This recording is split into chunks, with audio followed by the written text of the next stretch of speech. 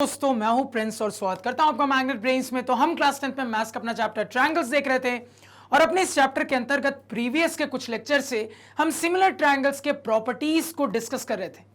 तो ये जो हमारे लेक्चर्स की सीरीज चल रही थी उसमें अभी तक हमने बहुत सारी प्रॉपर्टीज को बिल्कुल डिटेल में बहुत अच्छे से ऑलरेडी डिस्कस कर लिया है। तो इसी सीरीज में आगे बढ़ते हुए इस लेक्चर में एक और बहुत इंपॉर्टेंट और बहुत क्रूशियल प्रॉपर्टी पे बात कर लेते हैं। और मैं आपको यह भी बता दूं सर कि ये जो हमारे प्रॉपर्टीज की सीरीज चल रही है ना, उसका ये आखिरी लेक्चर होगा जिसके बाद हम सवालों पे जम कर जाएंगे, जहां पे इन प्रॉपर्टीज का हम इस्तेमाल देखने वाले हैं। अब ये प्रॉपर्टी किस तरीके से काम करती है सर? तो ये जो प्रॉपर्टी है ना, ये हमारे सिमिलैरिटी और कंग्रुएंसी को कनेक्ट करती है। कैसे कनेक्ट करती है, बहुत ध्यान से सुनिएगा, एक बड़ी इंटरेस्टिंग चीज यहां पे सीखने वाले हैं।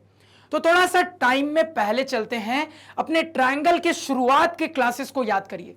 वहां पे मैंने आपको एक बहुत इंपॉर्टेंट पॉइंट बताया था। क्या बताया था? तो मैंने आपको बोला था सर कि congruent triangles are always similar. मैंने आपको ये लाइन बोली थी सर कि कंग्रुएंट ट्रायंगल्स के सेट हमेशा सिमिलर होंगे ही होंगे, गारंटेड। लेकिन मैंने आपको यह बताया था सर कि इसका वाइस वर्सा ट्रू हो भी सकता है, नहीं भी हो सकता है। यानी कि आप ये तो बोल सकते हो कि congruent triangles are always similar, लेकिन आप ये हमेशा नहीं बोल सकते कि similar triangles will always be congruent. Sir हमने ये बहुत अच्छे से सीखा है कि सिमिलर ट्रायंगल्स कंग्रुएंट हो भी सकते हैं, नहीं भी हो सकते हैं। तो एक बहुत इंपॉर्टेंट प्रॉपर्टी हमने अपने प्रीवियस लेक्चर्स में सीखी थी, जहां पे हमने जाना था सर कि कंग्रुएंट ट्रायंगल्स तो हमेशा सिमिलर होंगे, लेकिन सिमिलर ट्रायंगल्स कंग्रुएंट हो भी सकते हैं, नहीं भी हो सकते हैं।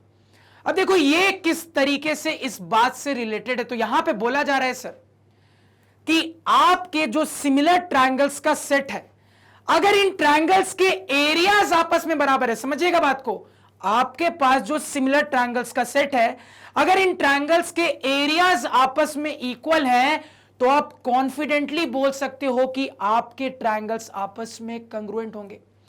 यानी कि सर ये जो वाइस वर्सा वाली कंडीशन में हम अटके हुए थे, अगर उस कंडीशन में एक एरिया वाली बात को ऐड कर दी जाए, तो यहां पे हम कॉन्फिडेंटली अपने ट्रायंगल्स के कंग्रुएंसी पे बात कर सकते हैं। तो बहुत ध्यान से मेरी बात को सुनिएगा, हर बात को एक साथ कनेक्ट करके बोल रहा हूं, ध्यान से सुनिएगा। तो स्टेटमेंट हमने सीखा था सर कि कंग्रुएंट ट्रायंगल्स हमेशा सिमिलर होंगे ही होंगे, गारंटेड। लेकिन इसका उल्टा हमने जाना था सर कि सही हो भी सकता है, नहीं भी हो सकता है। यानी कि सर सिमिलर ट्रायंगल्स का सेट कंग्रुएंट हो भी सकता है, नहीं भी हो सकता है। लेकिन अगर ऐसी सिचुएशन मिल जाए कि सिमिलर ट्रायंगल्स के एरियाज आपस में बराबर हो, तो इस सिचुएशन में बिल्कुल कॉन्फिडेंटली बोल सकते हैं कि हमारे ट्रायंगल्स आपस में कंग्रुएंट भी होंगे। और यही बात ये प्रॉपर्टी कहती है। तो एक बहुत मजेदार, बहुत इंपॉर्टेंट प्रॉपर्टी जो कि बोलती है कि आपके सिमिलर ट्रायंगल्स के सेट के अगर एरियाज आपस में इक्वल हैं, तो ट्रायंगल्स बिल्कुल आपस में कंग्रुएंट होंगे ही होंगे, गारंटेड। तो यहां पे कहानी सभी को समझ में आई? क्या बिल्कुल आनी चाहिए। अब समझना बात को। सर इस प्रॉपर्टी का ना प्रूफ बहुत फेमस है, बोर्ड एग्जाम में कई बार पूछा गया है और इसको प्रूफ करने के कई सारे तरीके आपको दिखाऊंगा। तो ध्यान से सुनना कैसे कैसे प्रूफ करना है। तो सबसे पहले तो अगर मैं प्रूफ की बात करूं, तो बुक्स में जो आपको प्रूफ मिलता है उसमें जनरली आपको ट्रायंगल बने हुए नहीं दिखेंगे, और यहां पे आप चाहो तो बिना ट्रायंगल के भी प्रूफ में जा सकते हो, कोई दिक्कत नहीं है। लेकिन ज्योमेट्री की खास बात यही होती है ना, डायग्राम। मतलब ज्योमेट्री मुझे पर्सनली क्यों इतना अच्छा लगता है, क्योंकि हर चीज आंखों के सामने दिखती है। डायग्रामेटिकली किसी भी चीज को एनालाइज करना बहुत आसान होता है। अपने बचपन को याद करिए, बचपन में जो हमारी बुक्स हुआ करती थी, कितने कलरफुल पेजेस हुआ करते थे, बहुत सारे डायग्राम्स, पढ़ने में बहुत मजा आता था। जैसे जैसे बड़े होते गए, कलर खत्म होता चला गया बुक से और कहानी ही कहानी मिलती चली गई बुक में। तो मतलब डायग्राम कहीं होना, तो उससे रिलेटेड चीजों को पढ़ने में बहुत मजा आता है। इसलिए मैथ्स में जो ज्योमेट्री का सेक्शन होता है ना, बड़ा मजेदार होता है। तो यहां पे मेरा सजेशन आपसे रहेगा कि आप रैंडमली अपने ट्रायंगल्स के सेट को अज्यूम करके बात करिए, ज्यादा मजा आएगा प्रूफ करने में। ज्यादा अच्छे से जो कहानी लिखोगे ना, वो एनालाइज कर पाओगे, समझ में आएगी। तो अगेन बात को रिपीट करता हूं, बुक्स में इस वाले प्रॉपर्टी का प्रूफ आपको बिना डायग्राम के भी मिलता है। आप चाहो तो डायग्राम के साथ भी बना सकते हो, कोई दिक्कत नहीं है, और मेरा पर्सनल सजेशन रहेगा कि डायग्राम के साथ बनाइए, ज्यादा बेहतर है। तो मान लो सबसे पहले यहां पे रैंडमली हमने दो ट्रायंगल्स को अज्यूम कर लिया सर, बिल्कुल रैंडमली। एक को ट्रायंगल एबीसी बोल दिया, दूसरे को ट्रायंगल डीईएफ बोल दिया। आप चाहते तो किसी दूसरे तरीके से ट्रायंगल बना सकते थे, कोई दिक्कत नहीं है। आप चाहते तो कोई दूसरा नामकरण कर सकते थे ट्रायंगल का, अगेन कोई दिक्कत नहीं है। तो रैंडमली मान लो मैंने इस तरीके से ट्रायंगल बना दिया, और बिल्कुल रैंडमली मान लो इस तरीके से नामकरण भी कर दिया। अब समझिएगा बात को कि यहां पे गिवन क्या क्या है, ध्यान से सुनना। तो दो ट्रायंगल्स की कहानी इस तरीके से गिवन है कि मेनली आपको दो इंपॉर्टेंट बातें बताई गई है, दो इंपॉर्टेंट बातें गिवन है। क्या क्या सर? पहली इंपॉर्टेंट बात तो यह गिवन है कि दोनों ट्रायंगल्स के एरियाज आपस में बराबर है। तो अगर इस चीज को यहां पे मैथमेटिकली लिख लें सर, तो आपको यहां पे बोला गया है कि area of triangle ABC is equal to area of triangle DEF. तो फिगर के हिसाब से ये वाली पहली बात आपको गिवन है। दूसरी बात आपको क्या गिवन है सर? तो दूसरा आपको यह भी यहां पे गिवन है कि दोनों ट्रायंगल्स आपस में सिमिलर है। अब कॉमन सेंस की बात है सर कि सिमिलैरिटी बताने के लिए एक नोटेशन देना पड़ेगा। तो मान लो वो गिवन डेटा का आपका नोटेशन कुछ इस प्रकार है कि triangle ABC is similar to triangle DEF. तो मेनली डायग्राम के साथ साथ यही दो मेन बातें आपको गिवन है, और इन्हीं बातों की मदद से आपको इन ट्रायंगल्स को यहां पे कंग्रुएंट साबित करना है। तो प्रूफ की कहानी सभी को क्लियर हो रही है, दिमाग में बिल्कुल होनी चाहिए। अब देखो कैसे आगे बढ़ेंगे, ध्यान से सुनना। तो सबसे पहले ये जो रैंडमली हमने गिवन डेटा लिखा है, इसको प्रॉपर प्रेजेंटेशन में मेंशन कर देते हैं, ध्यान दीजिएगा। तो यहां पे लिख लेंगे सर गिवन। तो सबसे पहले अपने ट्रायंगल्स को इंट्रोड्यूस कर लेते हैं। तो यहां पे लिखेंगे sir two triangles, triangle ABC and triangle DEF are such that कैसे हैं भैया? तो ये दो मेन बातें गिवन है, तो इसको मेंशन करो। Are such that number 1 area of triangle ABC is equal to area of triangle DEF. ठीक है सर। और दूसरी गिवन मेन बात कि आपका जो दोनों ट्रायंगल है आपस में सिमिलर है, यानी कि triangle ABC is similar to triangle DEF. तो सारे के सारे गिवन डेटा की यहां पे हमने बात कर ली। इसके बाद क्या करना है सर? To prove. तो हमें दोनों ट्रायंगल्स को आपस में कंग्रुएंट साबित करना है, और कॉमन सेंस से समझने वाली बात है सर कि जैसा सिमिलैरिटी का नोटेशन रहा है वैसा कंग्रुएंसी का भी नोटेशन आना चाहिए। देखो थोड़ा सा दिमाग लगाओ, थोड़ा सा दिमाग लगाओगे तो आपको यह रियलाइज हो जाएगा सर कि बिल्कुल जैसा सिमिलैरिटी का नोटेशन है, अगर आगे जाके मेरे ट्रायंगल्स कंग्रुएंट साबित होंगे तो कंग्रुएंसी का भी बिल्कुल same to same ditto notation आना चाहिए। एक बहुत छोटी सी लेकिन तगड़ी बात आपको बताई है कि कहीं पे अगर आपको यह क्लियर है कि मेरे सिमिलर ट्रायंगल्स कंग्रुएंट हो जाएंगे, तो जो सिमिलैरिटी का नोटेशन होगा वही सेम कंग्रुएंसी का भी आएगा ही आएगा। आप इस चीज को चेक करके देख लेना। यानी कि अगर इस कंसेप्ट को यहां पे अप्लाई कर दे तो आपको साबित करना है कि triangle ABC is congruent to triangle DEF. Clear हुआ सर? इसके बाद आता है सर नीचे कंस्ट्रक्शन। क्लियर हो गया सर? तो कुछ अलग से कंस्ट्रक्शन करने की जरूरत पड़ेगी कि नहीं पड़ेगी, थोड़ी देर से समझेंगे। अभी फिलहाल इस जगह को खाली छोड़ देते हैं। इसके नीचे theorem slash formulas used, again इसके लिए बताया है। 2 लाइनें खाली छोड़ दिया करो। जब लास्ट में पूरा प्रूफ कंप्लीट हो जाए तो जो भी थ्योरम फॉर्मूले इस्तेमाल किए उसको यहां से लाइन बाय लाइन मेंशन कर दो। अब फाइनली आता है यहां पे प्रूफ। फटाफट इतना नोट डाउन करिए। तो मेन गिवन डेटा यही है सर यहां पे मेरा, जिसका मदद मुझे लेना है, जिसका मुझे इस्तेमाल करना है प्रूफ में।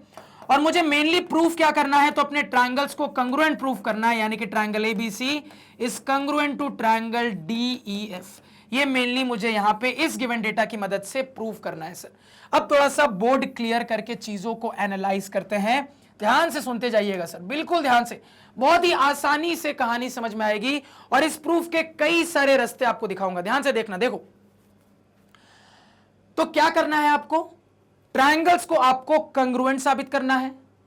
अब 9th में जो आपने सीखा है उससे आपको बहुत अच्छे से पता है कि ट्रायंगल्स को कंग्रुएंट करने के कई सारे रास्ते होते हैं, कई सारा क्राइटेरिया होता है। क्या क्या रास्ते होते हैं तो आप कहोगे सर ट्रायंगल्स को हम जरूरत के हिसाब से ट्रिपल एस क्राइटेरिया से भी कंग्रुएंट कर सकते हैं, हम अपने ट्रायंगल्स को एस से भी कंग्रुएंट कर सकते हैं, हम अपने ट्रायंगल्स को डबल एस से भी कंग्रुएंट कर सकते हैं, और अगर राइट एंगल ट्रायंगल रहे तो आरएचएस से भी कंग्रुएंट कर सकते हैं। इतने रास्ते जानते हैं।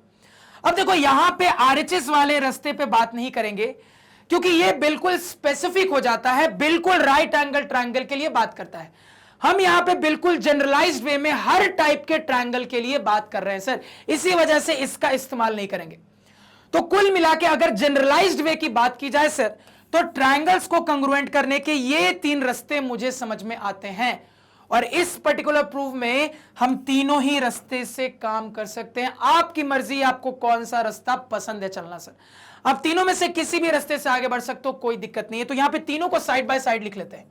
तो एक रास्ता है ट्रिपल एस का, एक रास्ता है सास बहु क्राइटेरिया का, और एक रास्ता है डबल एस का। ठीक है सर।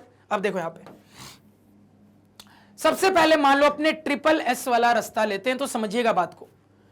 सर ट्रिपल एस के रास्ते से मेरे ट्रायंगल्स का सेट कंग्रुएंट कैसे साबित होगा, तो कहोगे सर कि अगर कहीं से मुझे यह पता चल जाए कि इस ट्रायंगल के तीनों साइड्स के बराबर इस ट्रायंगल में भी 3 साइड्स हैं, तो उसके बेसिस पे तुरंत ट्रिपल एस क्राइटेरिया की मदद से अपने ट्रायंगल्स को हम कंग्रुएंट कह देंगे। बड़ा सिंपल सा जवाब है कि सर ट्रिपल एस के अप्लाई होने के लिए अगर कहीं से मेरे पास ये डाटा मिल जाए, ये डाटा आ जाए कि इस ट्रायंगल के तीनों साइड्स के बराबर इस ट्रायंगल के भी 3 साइड्स हैं, तो इस बेसिस पे बड़ी आसानी से अपने ट्रायंगल्स को ट्रिपल एस क्राइटेरिया की मदद से क्या बोल देंगे सर, कंग्रुएंट बोल देंगे। सिंपल तरीका। अब समझना बात को कि इस ट्रायंगल के तीनों साइड्स के बराबर इस ट्रायंगल के भी तीनों साइड्स आ जाएं, इस जानकारी तक हम पहुंचेंगे कैसे, क्योंकि ये वाली जानकारी सीधे सीधे तो मुझे गिवन है नहीं सर, सीधे सीधे यहां पे तो मुझे बताया गया नहीं है कि इस ट्रायंगल के तीनों साइड्स के बराबर इस ट्रायंगल के 3 साइड्स हैं। मुझे मेनली यही यहां पे जानकारी गिवन है। तो कॉमन सेंस से समझ में आता है सर कि अपने इस गिवन जानकारी की मदद से कैसे ना कैसे मैं अपने इक्वल साइड वाली जानकारी तक पहुंच जाऊंगा और फाइनली ट्रिपल एस से ट्रायंगल्स को कंग्रुएंट साबित कर दूंगा। क्लैरिटी है सर। अब मुद्दा यह है कि इन जानकारी की मदद से इक्वल साइड की जानकारी तक जाया कैसे जाए। तो बहुत अच्छे से समझ में आ रहा होगा कैसे जाया जाए, आपको बहुत अच्छे से क्लियर हो रहा है कि गिवन डेटा में सिमिलैरिटी की बात की गई है, और सिमिलैरिटी से हम 2 रिजल्ट्स की बात कर सकते हैं, एंगल वाले रिजल्ट की, साइड वाले रिजल्ट की। अब रिक्वायरमेंट किसकी है सर, तो रिक्वायरमेंट साइड को इन्वॉल्व करती है, यानी कि अगर मैं यहां से साइड वाले रिजल्ट की बात कर लूंगा तो जरूर कुछ ना कुछ हेल्प तो मिलेगी ही मिलेगी सर। तो सबसे पहले मान लो यहां से साइड वाले रिजल्ट की बात करते हैं, तो मुझे गिवन है triangle ABC is similar to triangle DEF. तो अगर यहां से अपने साइड वाले रिजल्ट की बात कर लूंगा सर, तो मैं लिख दूंगा AB डिवाइडेड बाई DE बराबर BC डिवाइडेड बाई EF बराबर यहां पे AC divided by DF by CPST corresponding parts of similar triangles. इतना समझने में किसी को कोई दिक्कत नहीं होनी चाहिए। तो एक हिंट मिल रहा है सर कि साइड वाला रिजल्ट इस गिवन डेटा से आ सकता है, इसका इस्तेमाल होना चाहिए। अभी सर और भी गिवन डेटा है, तो बड़े ध्यान से मेरी बात को सुनिएगा। तो सर एक और गिवन डेटा है जहां पे ट्रायंगल्स के एरिया से रिलेटेड बात हुई है। अभी याद करिए, एरिया वाली बहुत सारी प्रॉपर्टी मैंने आपको पढ़ाई है सिमिलर ट्रायंगल्स के लिए। तो सिमिलर ट्रायंगल्स के लिए इतनी सारी जो एरिया की मैंने आपको प्रॉपर्टी पढ़ाई है, उसमें से क्या सेट होता हुआ आपको दिखता है, तो तुरंत कहोगे सर यहां पे मुझे ऑब्जर्व हो रहा है कि साइड से रिलेटेड बात करनी है और एरिया पे बात हो रही है। तो कॉमन सेंस से क्लियर है कि अपने उस एरिया वाली प्रॉपर्टी का इस्तेमाल करेंगे जो कि एरिया और साइड की कहानी को कोरिलेट करता है।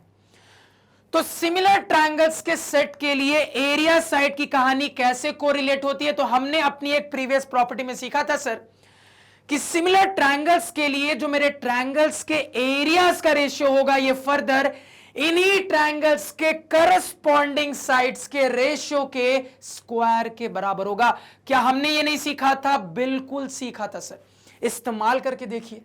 तो यहां पे इस्तेमाल करेंगे तो लिख लेंगे सर, मान लो सबसे पहले मैं इस ट्रायंगल को न्यूमरेटर में रखता हूं, उसको डिनोमिनेटर में, तो इस हिसाब से हमारा जो रिजल्ट आएगा कुछ इस प्रकार आएगा sir, area of triangle ABC divided by area of triangle DEF बराबर, कुल मिला के हमें पता है सर कि इसी रिजल्ट को यहां पे स्क्वायर करके लिख देना है, दैट्स इट। वही कहानी होती है एरिया साइड को कोरिलेट करने वाली। यानी कि आगे यहां पे हो जाएगा sir A B divided by DE का होल स्क्वायर बराबर, आगे यहां पे B C divided by E F का होल स्क्वायर बराबर, यहां पे आगे A C by D F का होल स्क्वायर। क्लियर हो गया सर? यहां पे कोई दिक्कत नहीं होनी चाहिए। अब लगाओ दिमाग, अब आपको सब कुछ दिख रहा होगा। देखो बड़ा आसान सा प्रूफ है, देखने में बस कॉम्प्लिकेटेड लगता है बिल्कुल फुद्दू हलवा प्रूफ, और बड़ा फेमस प्रूफ है, बोर्ड एग्जाम में कई बार पूछा जाता है। मतलब एग्जाम में आ गया तो बहुत अच्छी बात है आपके लिए, बहुत आसान सा प्रूफ है। अब देखो तो सर यहां पे जो मुझे अपने गिवन डेटा को देख के समझ में आया उस हिसाब से हमने अपना एक और रिजल्ट लिखा जो कि एरिया को करस्पॉन्डिंग ट्रायंगल के साइड से कोरिलेट करता है। अब एरिया की एक्चुअल जानकारी आपको क्या गिवन है सर? तो यहां पे एक्चुअल जानकारी में आपको यह पता है गिवन डेटा में कि दोनों ट्रायंगल के एरिया बराबर है। अब रिजल्ट में काम स्टार्ट करिए सर। तो दोनों ट्रायंगल के एरिया बराबर हैं, तो क्या ये आपस में वन टाइम्स में सर कैंसिल नहीं हो जाएंगे? बिल्कुल हो जाएंगे। तो देखो अल्टीमेटली आपके पास क्या आ रहा है, तो सर इस गिवन डेटा को इस्तेमाल करने पे अल्टीमेटली आपके पास आ रहा है 1 बराबर, ध्यान देना sir, A B divided by DE का होल स्क्वायर बराबर यहां पे B C divided by E F का होल स्क्वायर बराबर यहां पे आगे A C divided by D F का होल स्क्वायर। अब यहां से ये रिजल्ट आया। अब आपको दिख रहा होगा क्या करना है। अब अगर नहीं दिख रहा तो बहुत मतलब गुस्से वाली बात है, क्योंकि आप प्रिंस सर को अब कर रहे हो गुस्सा, क्योंकि इस टाइप की कहानी प्रिंस सर ने आपको कई बार सिखाई है, जहां पे करस्पॉन्डिंग रेशियोज जो होते हैं वो एक कांस्टेंट से कोरिलेट होते हैं। तो इस टाइप के सिचुएशन में क्या हम हर रेशियो को इंडिविजुअली इससे रिलेट करके बात नहीं कर सकते? बिल्कुल कर सकते हैं। मैंने आपको कई बार इस टाइप की सिचुएशन दिखाई है जहां पे आपके इक्वल रेशियोज फाइनली एक कांस्टेंट से कोरिलेट होते हैं, और इस टाइप की सिचुएशन में आगे कैसे प्रोसीड करना होता है मैंने आपको अगेन सिखाया है। मैंने आपको सिखाया सर आगे प्रोसीड करने के लिए हमेशा याद रखना, हर इंडिविजुअल रेशियो को उठाते हो और उस कांस्टेंट से इक्वेट करते हुए बात करते हो, कोई ना कोई हेल्प जरूर होगी। देखो जो भी पिछले क्लासेस में पढ़ाता हूं उनको याद रखिएगा, सेम कंसेप्ट इस्तेमाल होते हैं। मैथ्स को कहानी की तरह कनेक्शन बना के पढ़िएगा, बहुत मजा आएगा पढ़ने में। भूल भुला के पढ़िएगा तो भूल भुलैया बन जाएगा भैया, इस चीज को याद रखिएगा। क्लियर है सर? तो पढ़े हुए कंसेप्ट का यहां पे इस्तेमाल कर लेते हैं, तो ध्यान दीजिएगा। तो यहां पे सबसे पहले क्या कर लेते हैं सर, सबसे पहले यहां पे मान लो इस कांस्टेंट को इस वाले रेशियो से कनेक्ट करके देखते हैं। ध्यान दीजिएगा सर, तो इनको कनेक्ट करेंगे यहां पे, तो हम लिख लेंगे sir A B by DE का whole square, A B by DE का होल स्क्वायर बराबर 1। इसमें किसी को कोई दिक्कत क्या नहीं होनी चाहिए। अब देखो, अब यहां पे आगे बढ़ने के दो रास्ते हैं, दोनों रास्ते आपको दिखाता हूं, ध्यान से सुनिएगा। रास्ता नंबर 1, तो आगे सॉल्व करने का एक रास्ता यह हो सकता है कि मैंने आपको सिखाया है सर एक्स स्क्वायर बराबर कोई कांस्टेंट टाइप की चीज को कैसे सॉल्व करते हैं। नहीं सिखाया क्या? बिल्कुल सिखाया, इस्तेमाल कर दीजिए। तो इस्तेमाल कर देंगे तो ये आप बोल देंगे sir A B by DE बराबर यहां पे plus minus square root of 1, और स्क्वायर रूट ऑफ 1 क्या होता है? 1 ही होता है, आपको पता है सर। यानी कि यहां से दो टाइप की वैल्यू आती हुई दिख रही है। अब ध्यान देना, अगर मैं यहां पे दोनों वैल्यू पे इंडिविजुअली काम करूं तो एक कह रहा है कि ए बी बाई डीई जो होगा ये 1 के बराबर होगा, एक बोल रहा है कि ए बी बाई डीई जो होगा ये -1 के बराबर होगा। इसको सॉल्व करेंगे क्रॉस मल्टीप्लाई करके, तो आपके पास आ जाएगा ए बी बराबर डीई। सभी को ये स्टेप क्लियर हुआ सर? इसको सॉल्व करेंगे तो ये हो जाएगा ए बी बराबर माइनस डीई। अब समझिएगा बात को, आपको सॉल्व करके दोनों रिजल्ट दिखाना पड़ेगा, और लिखना पड़ेगा कि भैया ये वाला रिजल्ट हो जाएगा रिजेक्ट। क्यों रिजेक्ट हो जाएगा, खुद आपके साइड से जवाब आना चाहिए। तुरंत कहोगे सर कि अपने डायग्राम से क्लियर है कि ए बी और डी क्या है, ट्रायंगल के साइड्स है जो कि हमेशा पॉजिटिव होंगे। तो समझिएगा बात को, ये हमेशा पॉजिटिव, डी हमेशा पॉजिटिव। पॉजिटिव को नेगेटिव से मल्टीप्लाई करिएगा, प्लस माइनस माइनस। क्या कभी भी पॉजिटिव नेगेटिव आपस में बराबर हो सकता है? नहीं हो सकता है सर। तो ये रिजल्ट क्या हो गया, यहां पे नेग्लेक्ट हो गया सर, रिजेक्ट हो गया। तो एक्चुअली में ये मेरा सही रिजल्ट आया है। तो ध्यान देना सर, इनको को रिलेट किया तो ये रिजल्ट आया पहला यहां पे ए बी बराबर डी ई। ये सभी को क्लियर हो रहा है। मुझे पता है सर कि मुझे अपने दोनों ट्रायंगल्स में 3 इक्वल साइड्स की कहानी चाहिए, और 3 इक्वल साइड्स में से एक इक्वल साइड की कहानी का सेट यहां पे मिल चुका है। कॉमन सेंस से क्लियर है। बाकी दो को इसी तरीके से करेंगे तो और भी इक्वल साइड्स आ जाएंगे। अब फिर से ध्यान दीजिएगा, जैसा कि मैंने आपको बताया सर, यहां से आगे प्रोसीड करने के 2 रास्ते। एक रास्ता दिखा दिया, मान लो तुमको यह रास्ता पसंद नहीं है, दूसरा रास्ता देख लो। ध्यान दीजिएगा, यहां पे दूसरा रास्ता कैसा हो जाएगा सर, ऐसा कुछ हो जाएगा। अगेन ध्यान से सुनिएगा, यहां पे सर मान लो हम क्या कर लेते हैं, पहले इस ब्रैकेट को ब्रेक करते हैं। तो ब्रैकेट को ब्रेक करेंगे सर तो स्क्वायर इस पे भी आ जाएगा और स्क्वायर इस पे भी आ जाएगा। इसको समझने में कोई दिक्कत किसी को नहीं होनी चाहिए सर। सीखा है हमने ये एक्सपोनेंट्स एंड रेडिकल्स में। बराबर इस तरफ क्या हो गया सर, 1। करिए क्रॉस मल्टीप्लाई।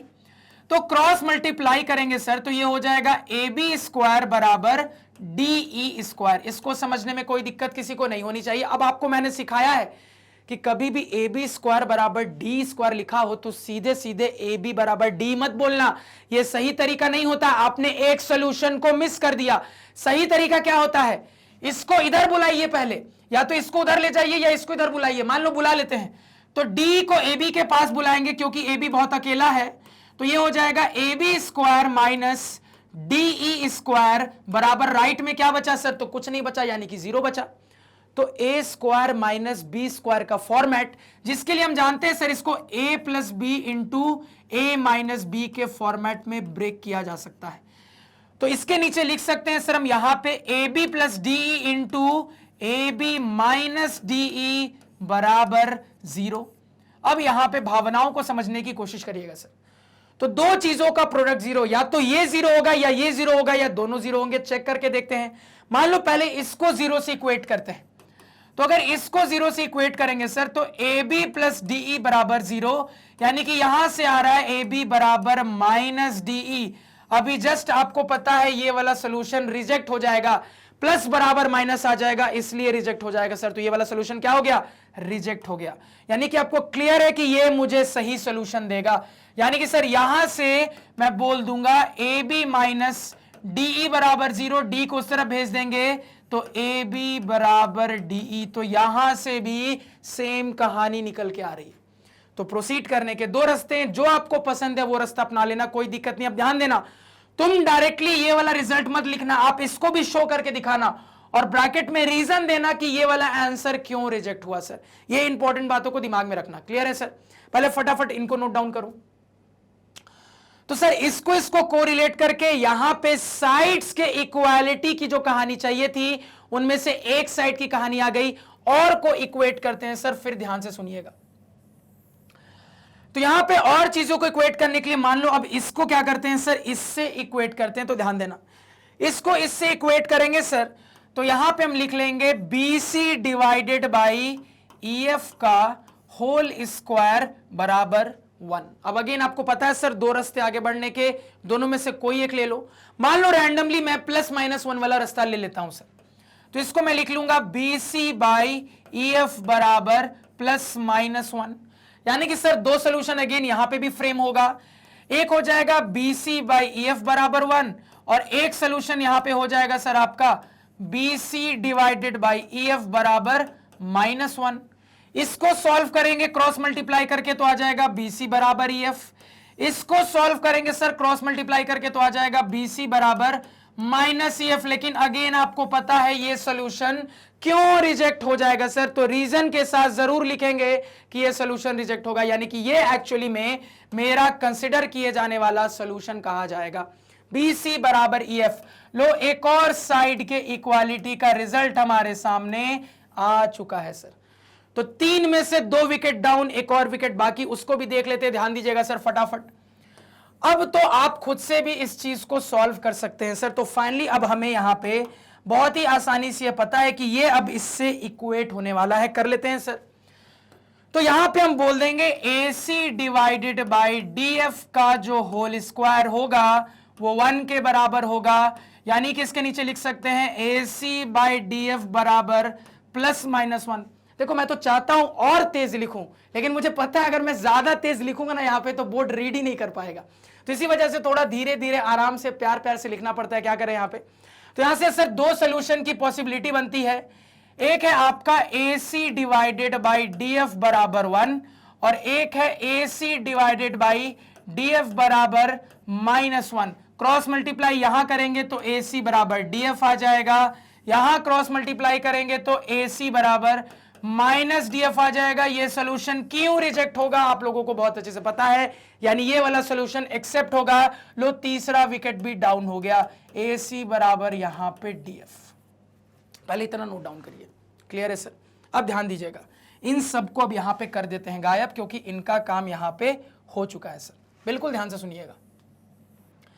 तो मुझे बहुत अच्छे से पता था कि SSS दोनों ट्रायंगल में लगाने के लिए दोनों ट्रायंगल के 3 साइड्स की इक्वल दूसरे ट्रायंगल के 3 साइड्स चाहिए, और वो आ चुका है। मुझे दिख रहा है सर कि यहां पे AB के इक्वल क्या है सर? तो AB के इक्वल D है। अगेन दिख रहा है BC के इक्वल क्या है सर? तो BC के इक्वल EF है। अगेन यहां पे दिख रहा है सर AC के इक्वल क्या है? तो AC के इक्वल यहां पे क्या है सर? DF है। ये सभी को क्लियर हुआ सर? क्लियर होना चाहिए। तो यहां पे SSS की कहानी बिल्कुल फिट बैठती है। तो यहां से SSS की मदद से सीधे बोल देंगे sir triangle ABC is congruent to triangle DEF bracket में बाई SSS क्राइटेरिया। कहानी खत्म, पैसा हजम। एक तरीका, फटाफट नोट डाउन करिए। अब देखो मैंने तुमको क्या कहा था कि ये नोटेशन आप यहां से चाहो तो क्रॉस वेरीफाई करके देख लो, सेम नोटेशन आ रहा है करस्पॉन्डिंग की कहानी की मदद से। देखो यहां पे क्रॉस वेरीफाई करके देखते हैं, ध्यान दीजिएगा। तो पहले आ रहा है AB, तो AB के करस्पॉन्डिंग क्या जा रहा है? D। यानी कि जब अगर आप यहां पे नोटेशन कंग्रुएंसी का लिखने की कोशिश करते हैं सर, तो AB के करस्पॉन्डिंग क्या आ रहा है? AB के करस्पॉन्डिंग D आ रहा है। या तो यहां पे D होगा या तो ED हो जाएगा। और देखते हैं सर, अब आगे है BC। BC के करस्पॉन्डिंग EF आना चाहिए, समझिएगा बात को। सेकेंड थर्ड पे BC के लिए सेकेंड थर्ड पे EF आना चाहिए सर। तो ये तो कभी नहीं हो सकता, क्योंकि दिख रहा है यहां तो D आ गया है, कुछ ऊट पटांग सी चीज, यानी कि यही सही तरीका होगा। और आप मैच कर लो, यहां पे बिल्कुल इसी तरीके से नोटेशन आया है। यानी जो नोटेशन हमने कंग्रुएंसी का शुरुआत में ही चेक कर लिया था, वही सेम यहां पे ऐसे भी आ रहा है सर। तो ये रहा हमारा तरीका नंबर 1। और भी तरीके देखते हैं, ध्यान से सुनिएगा सर। अब बाकी क्राइटेरिया की मदद से यहां पे काम करने की कोशिश करते हैं, बिल्कुल ध्यान से सुनिएगा।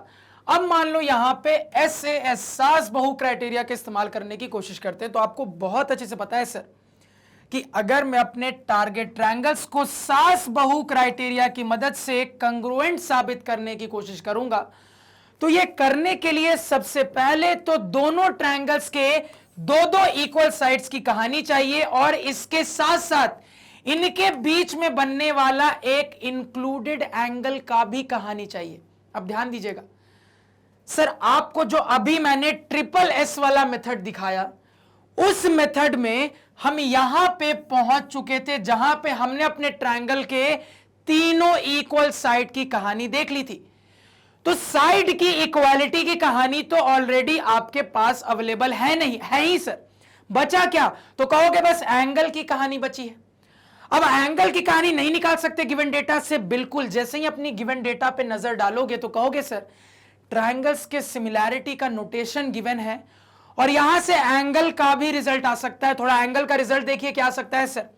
तो इस नोटेशन से समझ में आ रहा है सर कि मेरे इस ट्रायंगल का जो एंगल A होगा, इसके बराबर उस ट्रायंगल का एंगल D हो जाएगा। अगेन दिख रहा है इस ट्रायंगल का जो एंगल B होगा, इसके बराबर उस ट्रायंगल का एंगल E हो जाएगा।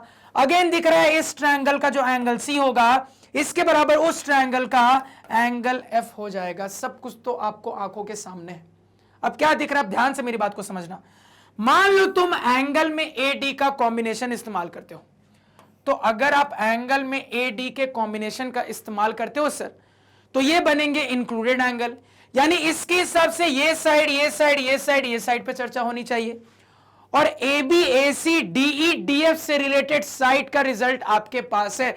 अब इनमें से कौन से आपके काम का होगा, तो ध्यान देना, ए बी डी वाला काम का होगा, बिल्कुल होगा, ए सी डी एफ वाला काम का होगा, बिल्कुल होगा। तो आपको समझ में आ चुका है सर कि साइड की कहानी में से इन दोनों को उठा लो और एंगल की कहानी में से इसको उठा लोगे, तो एस क्राइटेरिया की मदद से अपने ट्रायंगल्स को यहां पे आराम से कंग्रुएंट बोल दोगे।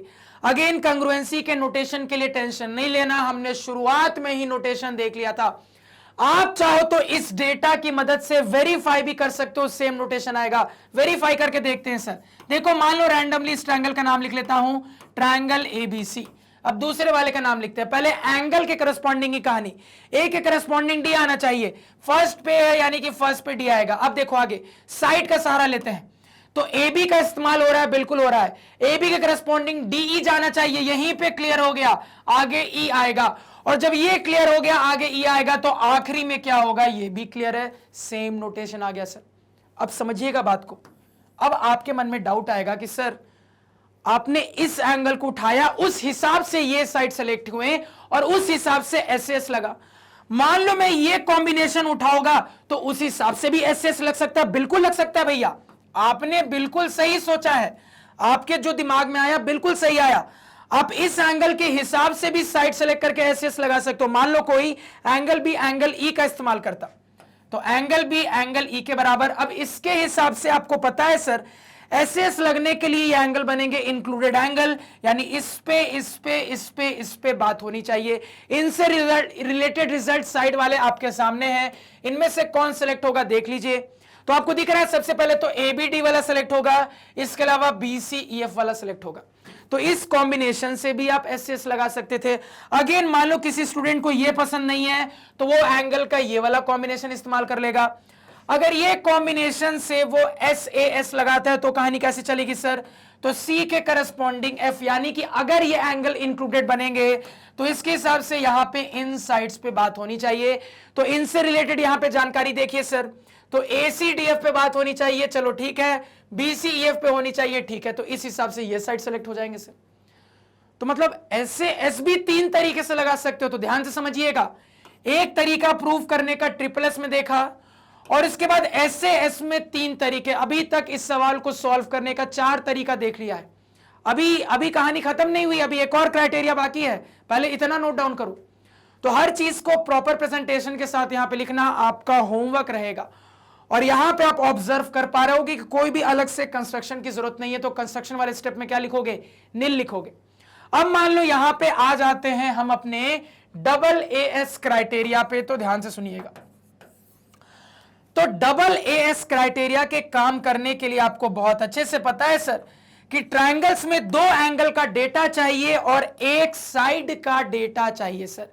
साइड का डेटा आपके पास है, जरूरत के हिसाब से सेलेक्ट कर लेना। एंगल का भी डेटा कहां से आ जाएगा सर, तो इस नोटेशन से आ जाएगा। जैसा कि हमने देखा था, मेरा एंगल का डेटा आ रहा था एंगल ए बराबर एंगल डी, इसके बाद एंगल बी बराबर एंगल ई, इसके बाद एंगल सी बराबर एंगल एफ।